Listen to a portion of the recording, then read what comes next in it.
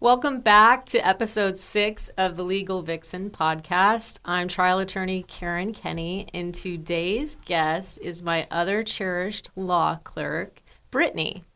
Hi, everyone. Brittney, I'm so glad you were able to come in because I know you're a busy law student.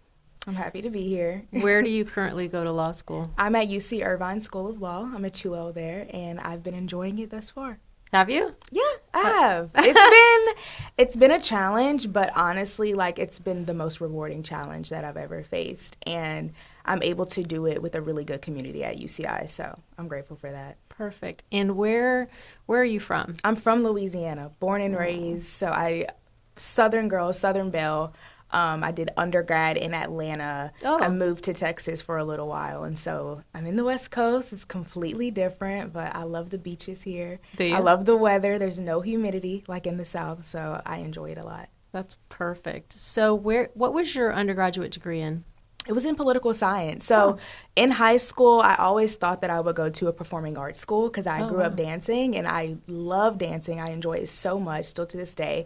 But then I met an attorney in our area and got to speak with her. She also had the background of dancing, but she sort of just said, just give it an idea. Think about law school. Let it be in the back of your mind. And so when I went to undergrad, I was like, okay, I'll do political science because it was the major that aligned most with, going to law school. Mm-hmm. So I was interested, fell in love with political science. Definitely don't want to get into politics now, though. Yep. But it, made me just, fall in love with the idea of going to law school, and here I am, so. Political science was my major. Oh, I love that. For the same reason, and I have a dance background, which you know. Mm-hmm. Did you dance in college? I danced for a year in college, yes. Nice. For the school? Yes. Oh. So I went to Spelman College, which is a historically black college, and it's an all-women's liberal college. So it was all women, and then Morehouse is the all-male school, right across the street. So the dance team would perform, for the football team and the basketball team. And so that's what I did in undergrad until COVID switched things around for us. Oh, that's right. Yeah, COVID made things really hard. When did you graduate high school? I graduated high school in 2018, and then I graduated college in 2022. So you're in college, COVID hits, and then no in-person anything? Were you living on campus? I was living on campus. I was actually on a spring break trip with friends when we got the email that we would have to, leave campus. And we all thought, it'd be, 2 weeks and we're going to be back. None of us really had any idea what COVID was at the time. We're in college, so, we have the college, tunnel vision mind. So we all, thought, we'll go home for 2 weeks and come back. And then we get back from Miami to Atlanta, and they're saying, no, you need to pack up your entire dorm, and you need to go home. We don't know when you'll be back. So I ended up going back home to Louisiana. Mm-hmm. 2020 was one of the worst years since 2005 for hurricanes in the area. Oh, my gosh, that's right. On top of online college, on top of, being back home, we also had to evacuate multiple times for the hurricanes. Oh my gosh. That fall, well, really that summer into fall. So it was a horrific year to say the least. So we obviously didn't get to dance continuing throughout junior year, and then senior year came, and that was pretty much it. So wow. So COVID kind of affected the whole dance. Definitely. It affected my entire college experience, truly. Mm-hmm. My first year, I didn't dance. So I danced my sophomore year, and then my sophomore year was whenever we had to go home that March. So didn't get the full experience. Definitely didn't get to do everything that I wanted to do in college, but I'm still thankful for the sisterhood that I was able to form during my, first 2 years there and, my senior year. So it was nice, but... Yeah. Definitely, I'm dang, COVID. Oh, my gosh. It was horrible. All the little kids that were having to be on Zoom classes for 8 hours, and they're in, second grade? I'm that can't be healthy. No. That's when I was I have to invest in, blue light glasses because, everything was, online. And, I'm having these, crazy migraines because I'm looking at a screen, more than 8 hours a day. Oh my gosh. And then there's nothing to do, so your hobby is watching TV. So it's I'm constantly watching the screen, so yeah. Oh my gosh. Mm-hmm. Did you take the LSAT or Did you have to take the LSAT? Yeah, I did take the Okay. LSAT. So I took 2 years off. So after I graduated, because of COVID, I still felt like a 19-year-old when I was 21. Yeah. So I was like, I'm going to take a few years off. I want to get some work experience. So I worked at Deloitte for 2 years and studied for the LSAT the entire time and prepped for my applications. And then I submitted them. And like right after my 2 years was up, like 2.5 years, I decided to quit and come to law school. Some people were like, why would you do that if you loved your job so much? What did you do? So I was a government and public service analyst at Deloitte. What did that entail? So it was a lot of just like making sure that the third parties that were working with Deloitte were cleared through like SEC clearance. So it was a lot of just communication with different consultants and the general counsel. Oh, so you got to talk to lawyers. Yeah, which was nice. Yeah. Because I'm like on the side, I'm like, yeah, like I have an interest in going to law school. So got to like get some ideas about their path as well. That's awesome. So what made you interested in UCI Law? I've always wanted to live in California. Really? Yes, so majority of the law schools I applied to outside of like 3 were all in California. So when I heard back from UCI, and it was like sort of the perfect community that I wanted, I didn't want to be in LA where it was just like noisy and like just a lot. So I definitely wanted to be more so in like a suburban area, and UCI was like the perfect fit for that. The beach is 10 minutes away from campus, so I mean that's the whole point I wanted to move to California. So that was like honestly the biggest perk, and also just the community. Whenever I talked to people and professors and students at UCI before going, I just felt welcomed, and I felt like the community was like less competitive than some of the other schools that I looked at. So it was definitely the community aspect of it, and that's definitely what I've received since like being here, especially coming from, you know, Louisiana, where like community is our culture, and like you're always in community with people. I definitely wanted some sort of like translation into that in law school because it's hard enough. So it's like I need like support, good support. So it is. It's been great. Did you come out and tour UCI? I never toured. So I've been to California before coming to law school. I went to California like a few times because I have family in San Diego. Oh, okay. But I never toured. I was just like, I know this is where I want to be, and I know this is like what's meant for me, and so I just came. That's awesome. I love San Diego. Me too. Did you apply to anywhere in San Diego? I didn't. I really was like focused on like Orange County, so I applied to like the Orange County school. So nice. So this is your second year. So you said 2 years off? I took 2 years off. So going from the mindset of you were working full time, I take it at Deloitte, and just doing that day-to-day grind of having a full-time job, weekends off, back to the school setting and how intense law school is. How was that transition for you? It was hard. Like honestly, the first semester was like the hardest thing ever because I also worked from home. So on top of like working and like having this schedule that was sort of set like week by week, I worked from home. So I had a lot of flexibility as well. And so coming to law school, I sort of like prepped, you know, like it's going to be like back to this structure. Well, with law school, it's not like undergrad where the structure is like sort of the same week by week. It's like something thrown at you every other day. So it was definitely overwhelming and also just like a shock because coming from COVID and then coming from working from home, it was definitely hard to adjust coming back. What was the hardest part about it? I would say the hardest part about it was making sure I was getting enough sleep.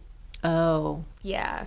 Like the reading, especially when you first start, you don't realize how long the readings and note-taking it's going to take you. I mean, for your first, like, few weeks, you know, until you get, like, the swing of things. So that was definitely the hardest part was getting enough rest. Like, I would show up to class and just be, like, dead. Bags under my eyes, dead, like, and I wouldn't have any energy. So it definitely took a lot of self-discipline when it came to like making sure I was taking care of myself and that I was checking in with myself outside of, you know, the pressure of law school and the pressure of reading. And everybody is sort of a perfectionist and like a type A person in law school. So like that energy, it bounces off of everyone. And so we're all like stressed out, chickens with our head cut off. Like it's just like kind of chaos a little bit, especially for that first year. I feel like now we're all like a little bit more laid back. Yeah.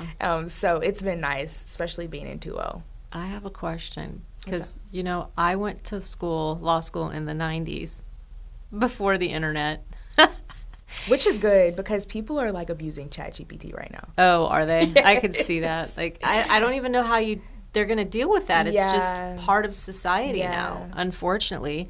But we had to actually use real thick, heavy law books. Do you guys still get the law books? So we do. My first year, I was like, I never really did work on an iPad.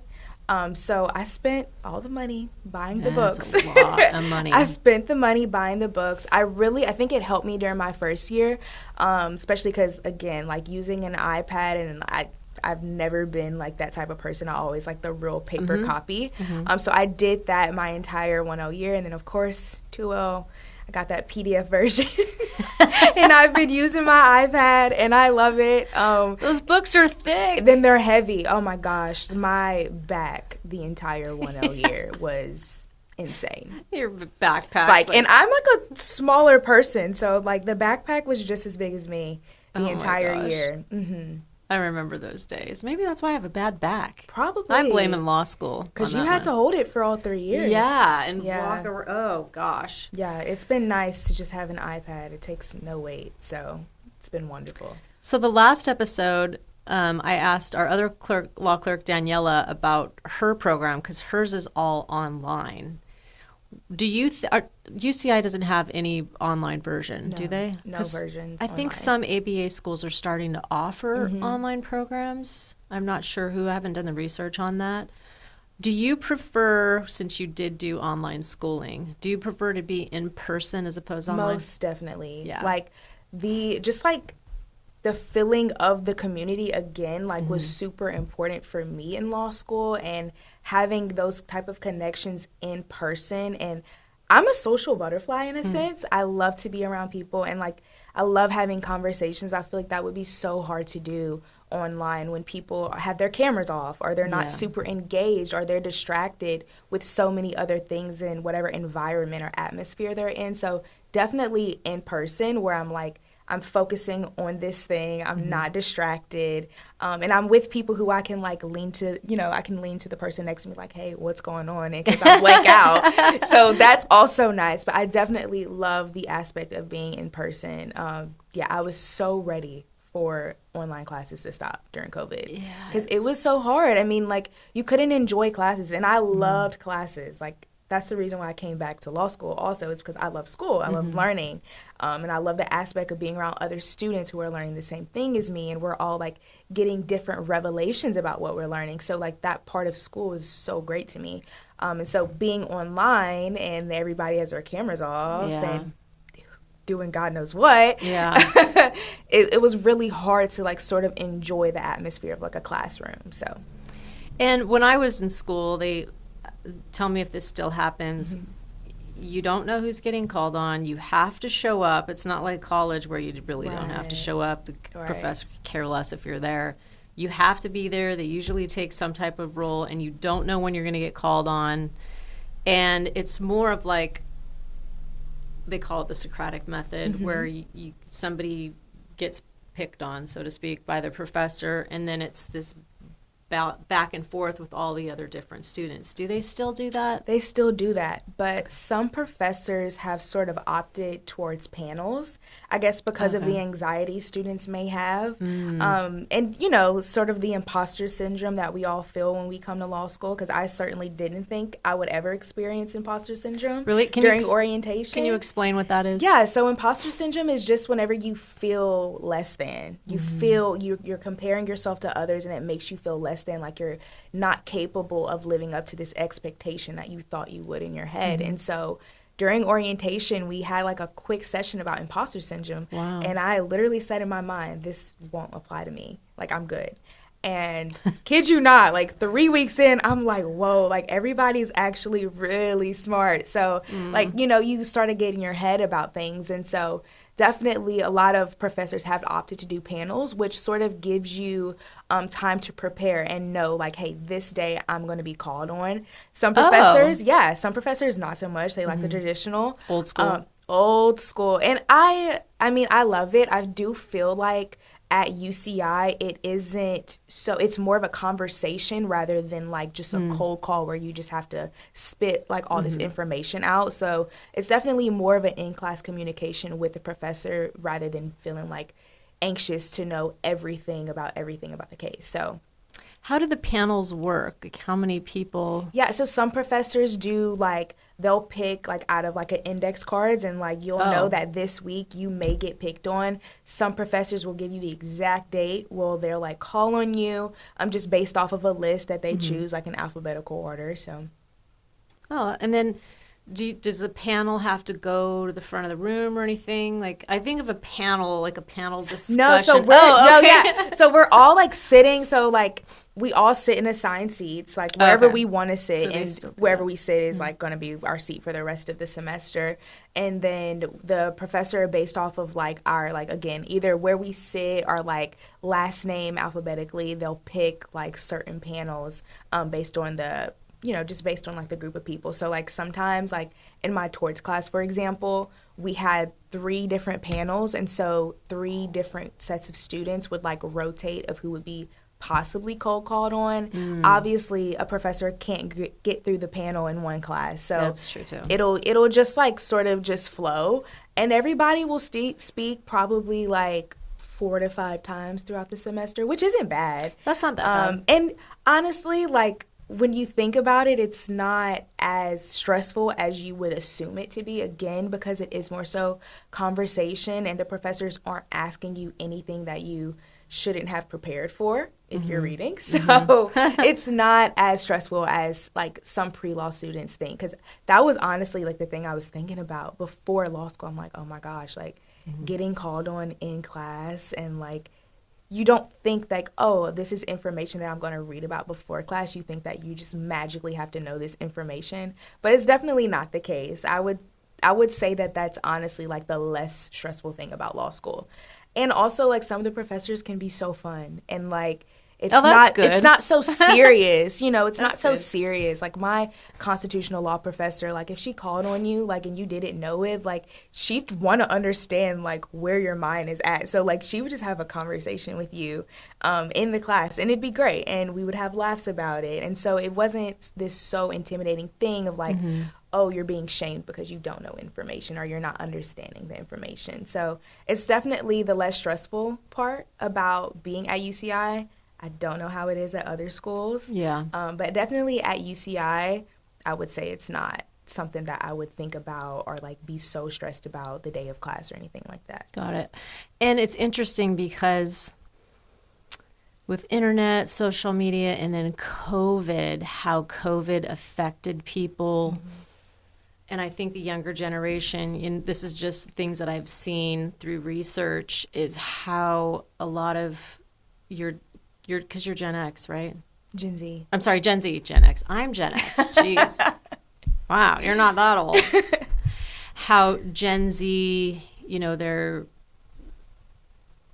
ability to like interview in person and have a conversation. Right. I think COVID really affected kids in that term. And obviously, you clearly are fine because you have no problems talking and you know, having a conversation and eye contact.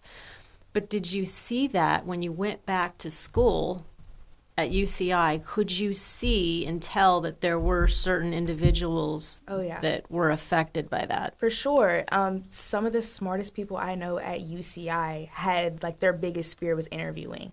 Their biggest fear was even talking about themselves. And for me, that's definitely not something I faced even as a kid because I grew up doing pageants, and pageants require interviews. Ooh, so we're going to have to talk about that. Interviewing at 5 years old. That's so crazy. I definitely was not shy of cameras or like talking to strangers or anything like that. So, I mean, sometimes you get like a little like, oh, I don't know what I'm going to say. But like, for the most part, once I start talking, it's like, okay, I'm good. Like, I just need to get there. But it's definitely been hard, again, because like, in those classes, you really didn't have to talk if you were on Zoom. If like you could just be mute the entire time, you didn't have to engage. Like there was no really expectation because everybody was in this new world of Zoom classes. So definitely, it's been something that I think a lot of people have struggled with, especially those students who are K through JD and like really never got to get that like interview experience for a job or anything like that.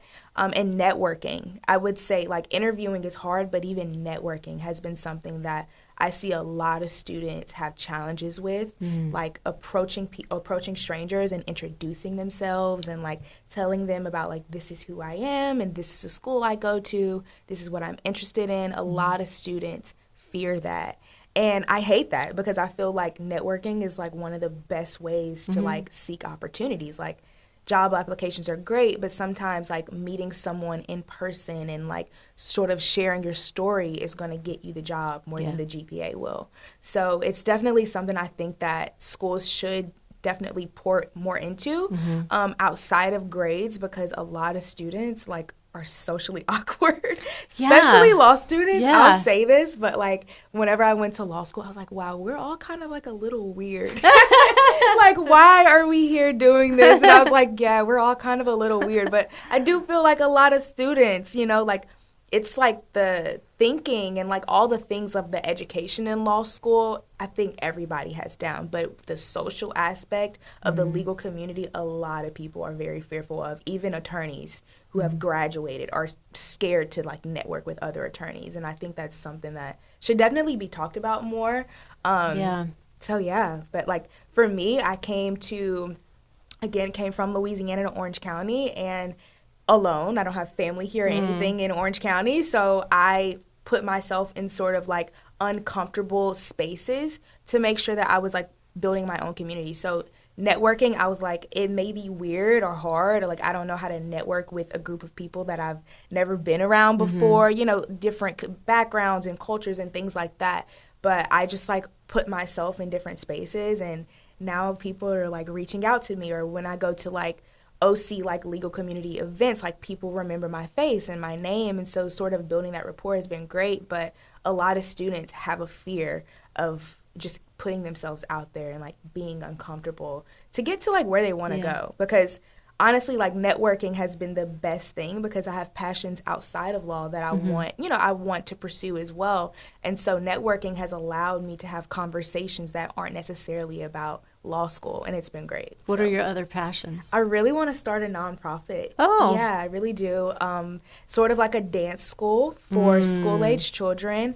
And I want them to have like free dance classes. So that's something like a dream of mine that'll probably be way down the line, but like networking with people and telling them like, hey, like I'm a law student, I'm going to practice law, but I'll also have this passion on the side. And so they love to hear about that. And I've made great connections with people in the nonprofit world already. And it's something that like definitely in the far future, but it's still good to know that like I'm building that sort of network now. So when the time does come, I already have the support.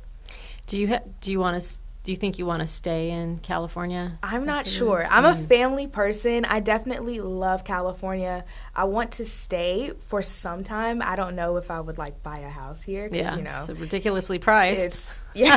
For one. It's crazy out here with the prices, and that's something I'm like adjusting to. I mean, I am paying rent, but it's so cheap because it's like school housing. Oh, is it student housing? Yeah, oh, okay. Yeah. I'm doing graduate student housing at UCI, and it's like great. It's $800. So, oh wow, yeah, it's so nice. So I'm like taking full advantage of that now. Can you do that the whole 3 years? I am. Oh, yeah. Wow. And it's a great space. Like it's a little townhouse. It's so cute. It's on campus. It's on campus, and you can walk to your classes. Yep. Oh, that's awesome. It's great. $800. That's I know. cheap. So good. So Wow. good. So I'm enjoying it. Eventually, I do want to buy a house, though, with a lot of land in the country A lot of somewhere. land. Wouldn't So be here. I'm like, it wouldn't be in Orange County, but that's far down the line, and I haven't really thought too deep about that. But I love California, so who knows? Maybe I'll end up somewhere in, like, Fresno. I don't know. I've been to Fresno. Do you not like it? Dang. Have you been to Fresno? I haven't been to Fresno, but, like, I feel like that's, like, I don't want to super bash affordable. Fresno, but Okay. I don't see you there. Oh, man. Sorry, Fresno. You'll just have to go experience for yourself. Yeah. And, like, people live there, so obviously people like live it. there. It is like the gateway to, I forget what mountain area. I had a federal case there, so really? I had to go there. Oh. Yeah. How was that? Well, I'm no longer part of that case, Okay. so I'm glad I don't have to travel there anymore. Good. Yeah. And it's what, a 4-hour drive? Yeah, it's about a 4-hour 4-hour drive, drive? depending on when you leave, because if LA traffic can be so bad. Right. But right. yeah, if you leave early, you get there in 4 hours. Yeah. I was talking to my hairdresser here, and I was like, yeah, like, eventually, like, I want to buy a house, like, with a lot of land. I want, like, a little farm. Like, that's what I want in the future. And she was like, well, just go to Fresno. I'm like, oh, I mean, I never really heard of Fresno, but, I mean, if that's, like, the place to do it, then I'll think about it, so. I can give you some other So suggestions. okay. Yeah. Great. We'll talk about it after. Exactly. Sorry, Fresno. There was another thing I wanted to ask you about, and I know we talked about the imposter syndrome. Mm-hmm. Another thing that law students are concerned with, or one of their bigger fears, is like they're losing their sense of self. Mm-hmm. Do you think that happens? I think it definitely happens, especially for me. I'm a person who's anchored by my faith. Mm-hmm. So that sort of instills identity in me. But even with that, whenever you're consuming more law school, you're consuming, just like the readings, and you're like losing sight of like you're a real person who has like an identity outside of law school. I feel like it can get really hard. But for me, being anchored in my faith, I'm a Christian, so like being anchored in that and going to church one Sunday and like building a community outside of law school sort of has helped me stay grounded. But I know that a lot of people come into law school already not having a sense of self. And so they go through law school lost. And that can be really hard because, I mean, the work is already rigorous enough. And so to also feel like you don't have a sense of identity outside of your work, and then you get this big law job and you still feel like you don't have a sense of identity, I feel like that's what leads a lot of people to burn out super quick in their careers, because they go through these emotions and they don't check in with themselves about who am I and what do I like. Like for me, for example, about the nonprofit, that's something that is a part of my identity, and like I love serving people. That's something that law school, it's great. I'll have like a skill set for that, but that's like, I feel like you have to have passions outside of just like the mundane work that law school can be and that the profession can be. So it's really important to sort of establish, I would say before law school, like what you want outside of just getting this degree, because honestly, I feel like a JD can open so many different doors. Like you don't have to be a practicing attorney with a JD. So there's so many different aspects and ways you could be creative with your career once you graduate. But I feel like a lot of people, I mean, when you get into the competitive mindset, even if it's not with other people, but your old self or your future self, and you're comparing yourself to other people, you lose sight of you and you lose sight of what your passions are, what your purpose is. And so it's definitely something that I feel like a lot of students face. And it's a conversation that a lot of students want to ignore. I wonder why that is. I don't know. I mean, I personally, I am a person who loves deep conversation. I'm not like a surface level, like I'll have a surface level conversation, but like with my closest friends, it's always super deep conversations about like what we want to do and how we want to contribute to our environment, to our atmosphere and our world. And so I feel like a lot of students, we come to school and that's all we're focused on, which is fine because I get it. I mean, we're here to get this degree. We're here to pass the bar. But it's also, you have to hold some sort of balance in between. Like, you are not a robot. You are a real person. And I feel like a lot of times, like even in schools, like we don't really have conversations about mental health. Yeah, that's a huge... We have way more conversations about what job you're going to get. We have way more conversations about, money, honestly. But we don't have conversations about mental health, sense of self. We really don't have those conversations. And so I feel like in school, I think it would be great to have more mental health acknowledgement. I mean, like, not to bash my school or anything, because I'm not, but it's still not enough to just say, like, yeah, we have an on-site therapist.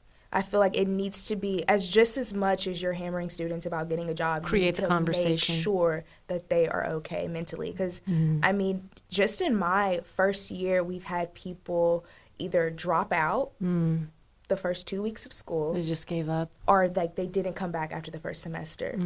And, like, for me, I know what it took to get to law school. And for me to drop out, like, that was not something I would do. So it's definitely important for me, and I think, like, for the community, just, like, especially with, the career development counselors and things like that, to be aware of the pressure and, like, remember the pressure. Because I know we all talk about the pressure, but we don't really acknowledge it in a way where there's, like, a solution for students. And a lot of students don't talk about these things. That's too bad. They don't talk about them. And speaking about, like, your faith is important to you. I'm also a Christian, and my faith is important to me. And I think being a practicing attorney for so long, and I've been a trial lawyer for so long, you can get just sucked into the work, which obviously happens in law school. Right. And I think for me, and being faith-based, I really enjoy a Sabbath where you have to take 24 hours and don't do anything, as hard as it is. Yeah.